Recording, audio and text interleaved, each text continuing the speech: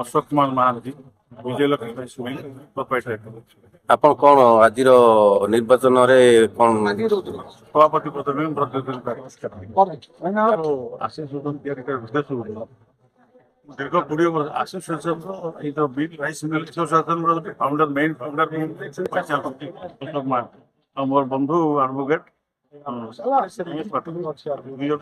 ଆରମ୍ଭ କଲେ ତାପରେ ଜନ୍ମଦାନ 2024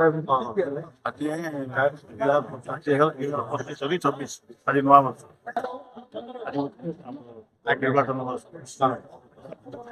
ଆସୋସିଏସନ ଆପଣ ତିଆରି କଲେ ସରକାରଙ୍କ ପାଖରେ କଣ ଉପସ୍ଥାପନ ସବୁ କରୁଛନ୍ତି, କଣ ଉପସ୍ଥାପନ କରୁଛନ୍ତି ଆପଣ ୟୁନିୟନ ତରଫରୁ?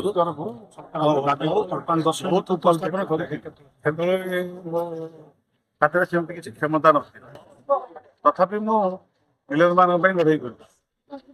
ମିଲର ମାନଙ୍କୁ ଶୋଷଣ କରାଯାଉଛି। ଗଞ୍ଜାମ ଜିଲ୍ଲାରେ ଓଡ଼ିଶାରେ 1 ନମ୍ବର। ଗଞ୍ଜାମ ଜିଲ୍ଲାର ମିଲର ମାନେ ଅଫିସର ମାନେ ହଉଛନ୍ତି ପ୍ରଥମ ଲାଞ୍ଚ ଗ୍ରହୀତା। ମିଲର ମାନେ ଅଭ୍ୟାସଗତ ଲାଞ୍ଚ ଗ୍ରହୀତା। ତାର ମୁଁ ମୂଳୋତ୍ପାଟନ କରିବା ପାଇଁ ବର୍ତ୍ତମାନ ଆସିଛି। ଏସବୁ ସରକାର ସବୁ ଆପଣ କଥା କିଛି ଶୁଣୁଛନ୍ତି ନା କିଛି କରିନପାରୁ? କିଛି ଶୁଣୁନାହାନ୍ତି, କିନ୍ତୁ ମୁଁ ସେ ଚାନ୍ସ ଦେବି ନାହିଁ, ସେ ସୁଯୋଗ ପାଇନଥିଲି। ବର୍ତ୍ତମାନ ଯଦି ମିଲର ମାନେ ଆଜି ମତେ ନିର୍ବାଚିତ କରନ୍ତି ତାହେଲେ ମୁଁ ସମସ୍ତ ସମସ୍ୟା ମିଲର ମାନେ ଦୂର କରିବି।